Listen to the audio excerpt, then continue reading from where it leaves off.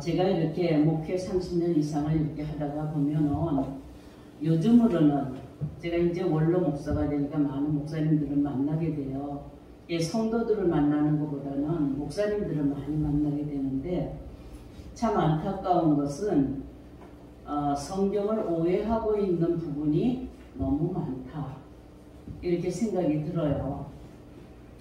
자기 나름대로의 해석이 있고 자기 나름대로의 은혜가 있고 감격을 받은 것이 있다 할지라도 진리는 오직 하나입니다. 말씀은 오직 모든 사람에게 동일하게 하나를 의미를 하고 있어요. 근데 많은 사람들이 자기가 보기에 이렇게도 해석을 하고 저렇게도 해석을 하고 그렇게 하여서 은혜되기도 하고 많은 사람들에게 악영향을 끼치기도 합니다. 저는 제가 어느 집회에 20년 전에 어느 집회에 갔는데 이 예배의 이 말씀 때문에 제가 쇼크를 받았어요. 쇼크를 받았는데 어떤 말씀이냐 하면은 시편 34편 18절에 있는 말씀이에요. 하나님이 하나님의 구하시는 예배, 그 제사, 그것이 뭐냐면 상한 마음을 하나님이 받으시고 통회하는 마음을 받으신다.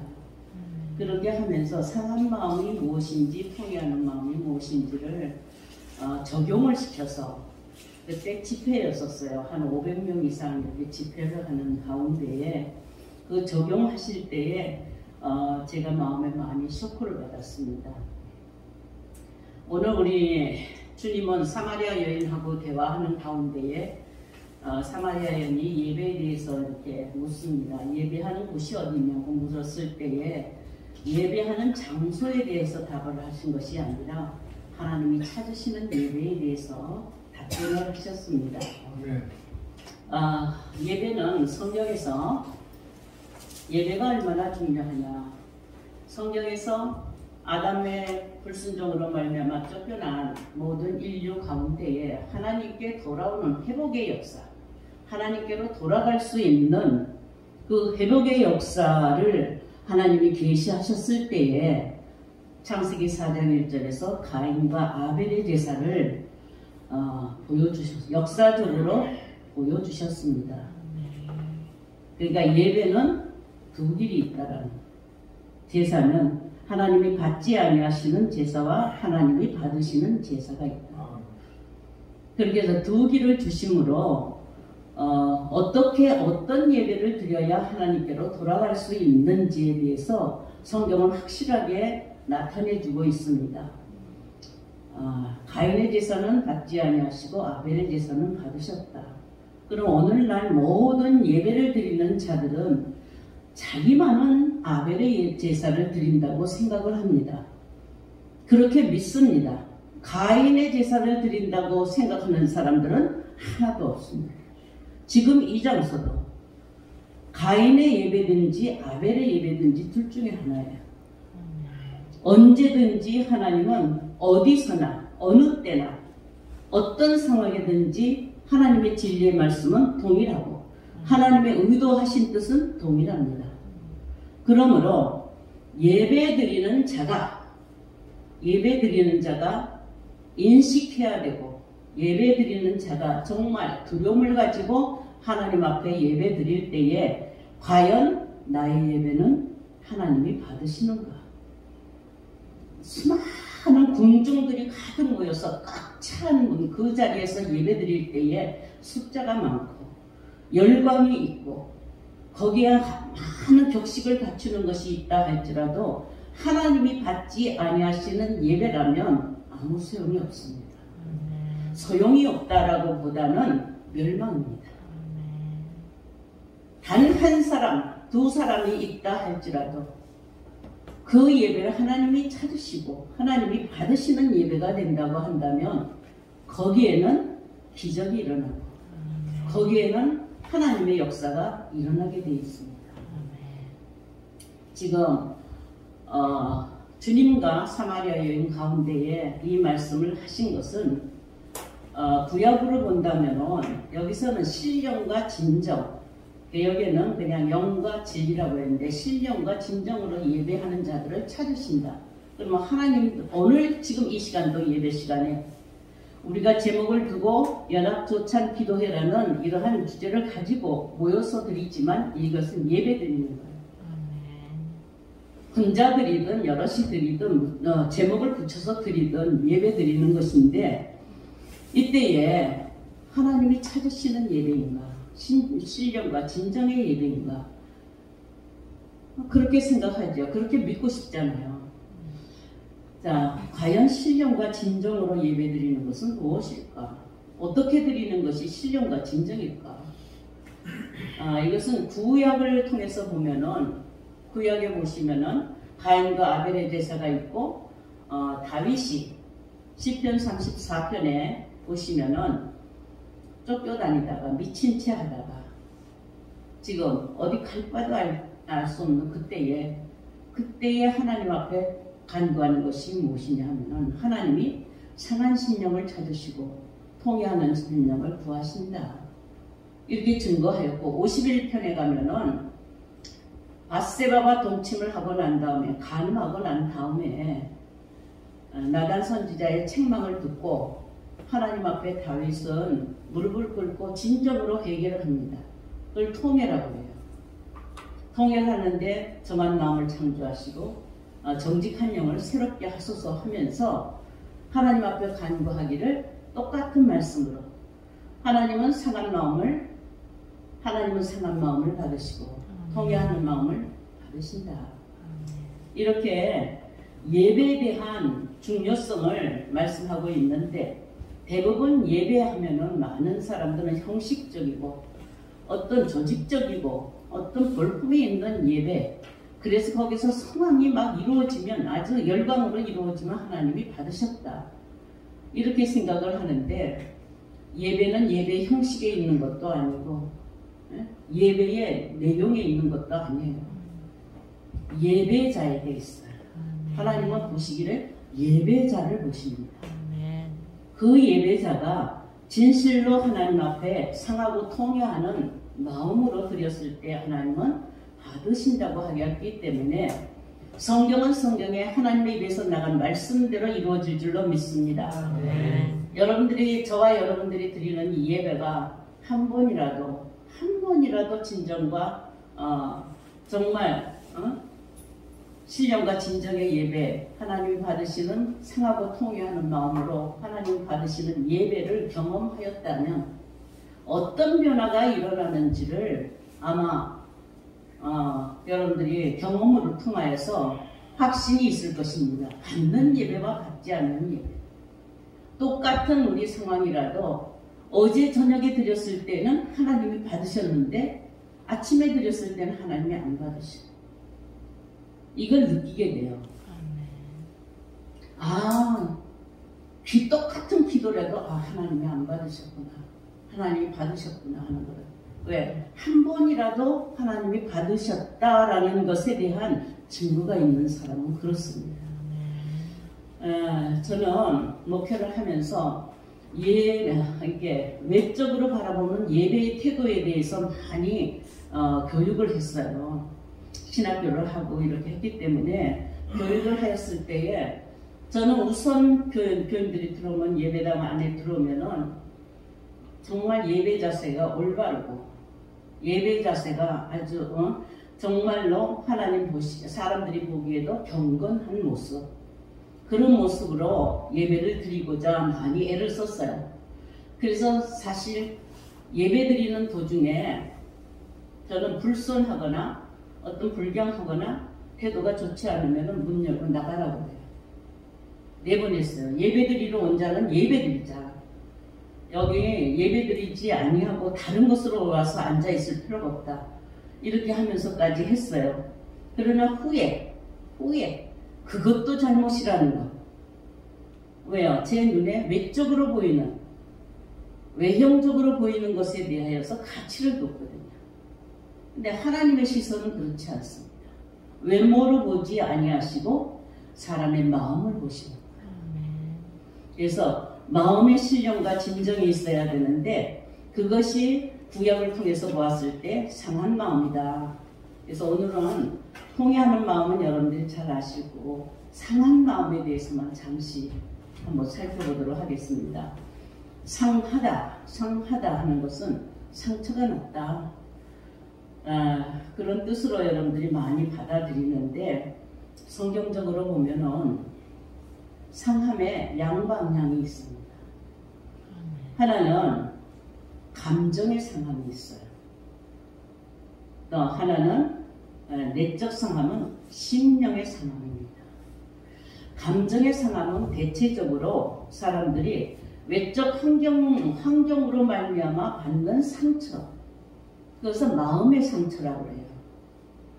근데 내적 상함은, 심령의 상함은 영적 각성에 의한 상처이기 때문에 영혼의 상처라고 해요. 대부분 설교하시는 분들은 상한 마음을 외적인 상함, 감정의 상함, 여기에다가 치중을 하여서 그것을 치료하려고, 그것을 하나님이 받으신다고 하는 그런 설교가 너무 많습니다. 그러나 다윗의 고백과 같이 시편 51편과 34편에 있는 것을 보면은 그건 감정적인 것이 아니에요. 영혼의 상함이에요. 왜? 밧세바가 간음을 하고 난 후에 잘못인 줄 알지 못했어요. 우리아까지 살인까지 하면서 그는 회개까지 이르지를 못했다. 근데 나단 선지자가 그것을 지적하여 주고, 그랬을 때 나단 선지자의 그 책망을 받고 엎드려서 기도한 것이 시편 51편이에요. 내적 상황, 감정적으로 상처를 받는 것은 대부분 사람들이 어떻게 이게 상함받았다 그러면은 그 사람 상함받았나 하고 쳐다보면은요, 마음이 굳어버립니다.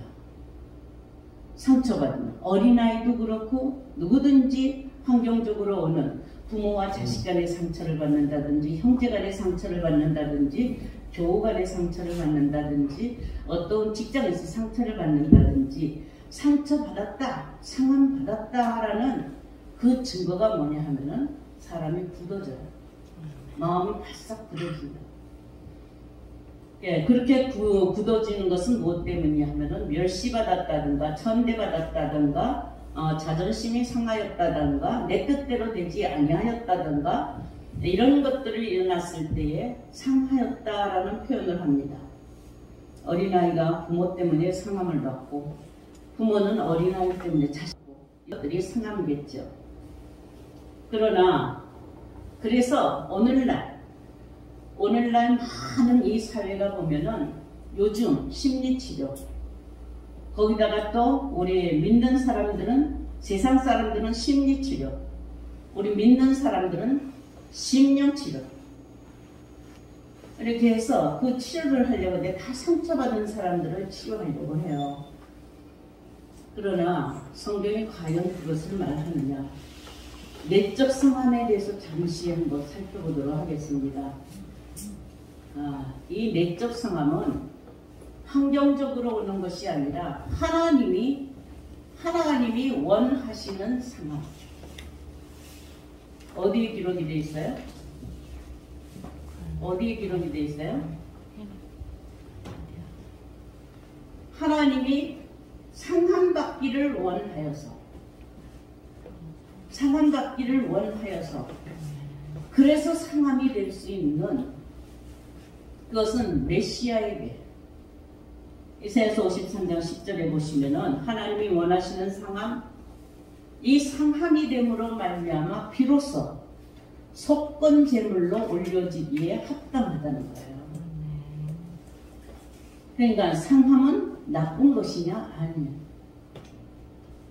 상한 마음을 하나님이 받으신다라는 것은 속건 제물로 드리기에, 하나님 앞에 제물로 드리기에 합당하게 되었다라는 것이죠. 이해가 되시죠? 이런 상함은 예레미야 선지자를 통하여서 라헬이 자식이 없으므로 위로받기를 거절하여서 마음의 통에 마음의 통곡함이 일어나는 것과 같습니다. 그러니까 환경 때문에 일어나는 상함은 얼굴이 굳어지고 마음이 굳어져서 그 상함 때문에 전쟁이 일어나고 싸움이 일어나고 다툼이 일어나고 거기에 시기 질투가 일어나고 분냄이 일어납니다. 그러나 하나님이 원하시는 상함은 영적 각성이 일어납니다. 마음의 영적 각성이 일어나는데 처음부터 보여주셨잖아요. 아벨의 제사를 히브리서의 믿음장에 제일 먼저 기록이 되어 있잖아요. 믿음으로 아벨은 의로운 제사를 드리고 가인보다 더 나은 제사를 드렸다. 그래서 처음부터 하나님은 제사에 대해서 얘기를 하고 있습니다. 그러면 지금 저와 여러분들은 이 시간에 예배를 드리려면 상한 마음을 가지고 동요하는 마음을 가지고 이거는 내가 어떤 환경 때문에 내가 지금 어렵고 힘들어서 내가 외부의 환경 때문에 어떤 상처를 입어서 한 게 아니라 내 심령의 각성이 일어나는 거예요. 내 심령의 각성이 일어나서 누구처럼? 다윗처럼. 아, 이것이 잘못이었구나. 아, 이것이 하나님 받지, 이런 것들 때문에 하나님이 받지 아니하셨구나 라는 각성이 일어나는 상함입니다. 오늘 이 시간에 저와 여러분들이 이렇게 만났는데 제가 이 말씀을 전하는 가운데에 우리 모두가 그런 영적 각성이 일어난다고 한다면 하나님이 받아만 주신다면 우리 예배를 우리 기도를 하나님이 받아만 주신다면 걱정할 거 하나도 없어. 염려할 거 하나도 없습니다. 왜요? 하나님이 받으셨으니까. 죄에 대한 각성이라는 것은 어떤 죄책감 때문에 불안해하고 후회하고 두려워하는 것이 아닙니다.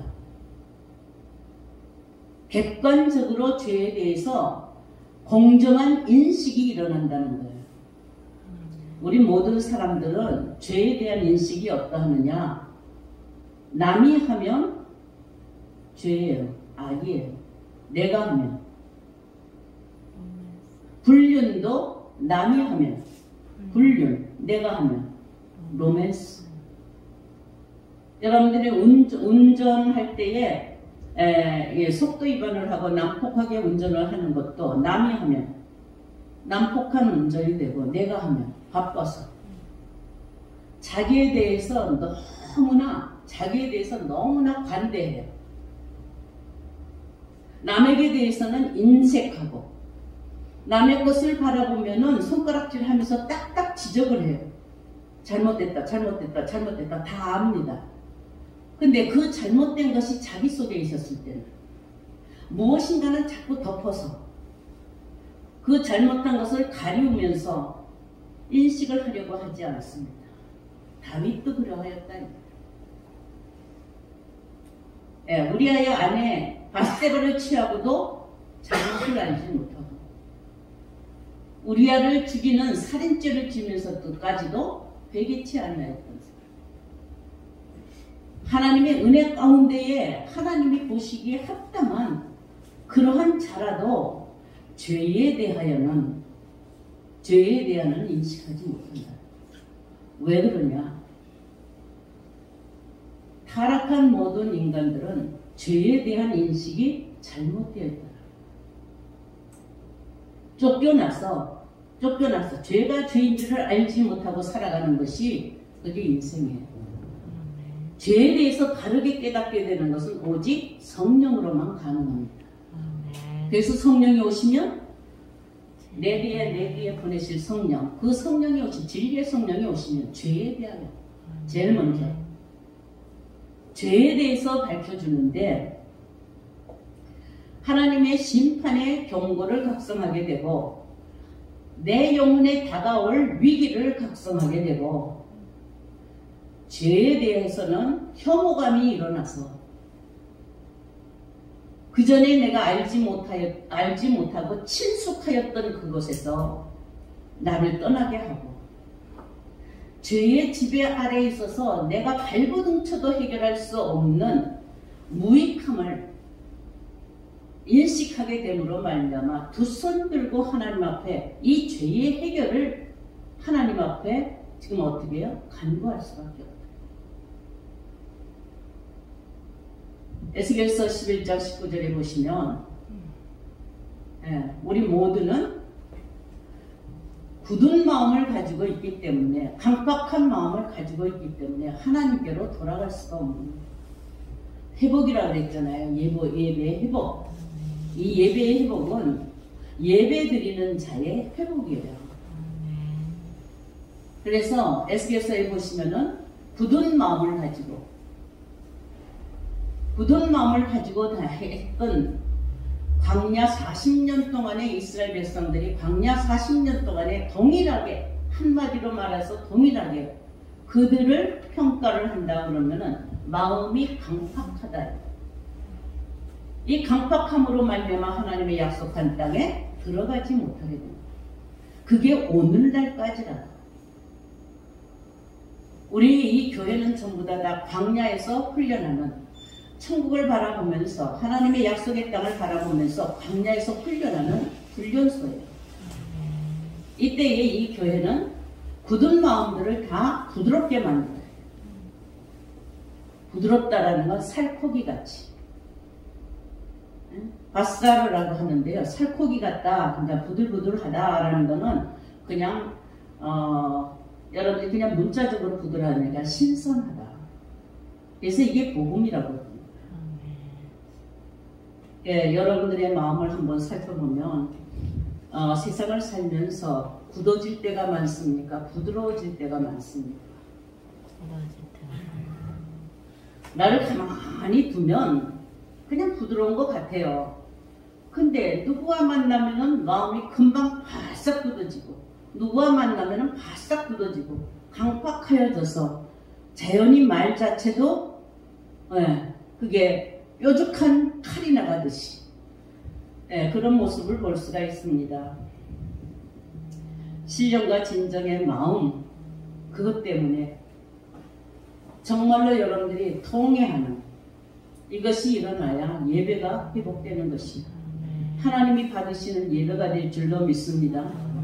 오늘 이 시간에, 짧은 시간에 이렇게 소수가 모였지만 우리 한 사람 한 사람이 오늘 드리는 이 예배, 오늘 내가 지금 이 자리에 앉아서 하나님 앞에 내가 헌물로, 내가 제물로 하나님 앞에 드려지는 이 예배가 된다고 한다면, 하나님이 받으신다면, 받으시고 그 심령 가운데에 하나님은 무엇을 주시겠습니까? 전지전능하신 분이 하나님이 그 예배를 받으시고 무엇을 주시겠어요? 영원한 생명을, 죽을 수밖에 없는 우리에게 영원한 생명을 부여하여서 어떤 것도 근접하지 못하고 이길 수 없는 그런 존재로, 어떤 것도 해할 수 없는 존재로 우리를 살게 하여 주시어서 하나님의 형상대로 하나님이 회복하시려는, 그 사람을 회복하시고 예배를 회복하시는 줄로 믿습니다. 오늘 특별히 이 어려운 시기에 다들 예배드리기도 꺼려해요. 예배도 패하게 되는 수많은 예배들이 다 패하여지고 있잖아요. 이런 때에 두려워하지 아니하고 조금도 주저하지 아니하고 이렇게 지금 모여서 기도회로 이렇게 모여서 이 아침 예배를 드리는 지금 이 시간은 하나님이 살펴보시고 내려다 보시고 참으로 예배하는 자가 있는가 살펴보시는 때라고 생각한다면, 순간 여러분들이 드리는 그것을 하나님이 받으신다고 한다면 하나님이 여러분들을 손잡고 그 의로운 손으로 잡아서 하나님 나라를 이루시고 이 땅의 세상이 어떠하다는 것을 그 영광으로 드러나게 하실 줄로 믿습니다. 정말로 예배가 소중하죠. 5분을 드려도 상관없고 10분을 드려도 상관없고 저녁에 드려도 상관없고 아침에 드려도 상관없고 떠들썩한 궁중 속에 드려도 상관없습니다. 나, 예배드리는 나, 어느 속에 들어가서 아골골짜기에 들어가서 하든 높은 산에 올라가서 하든 하나님이 바라보시는 여러분들이 된다고 한다면 여러분은 어디로 가든지 여호수아처럼 네가 무엇을 하든지 어디로 가든지 내가 너와 함께합니다. 이 아침에 하나님이 함께 하시는 예배로 이 예배가 드려지고 저와 여러분들이 그 예배자가 되었으면 좋겠습니다. 말씀을 마치도록 하겠습니다.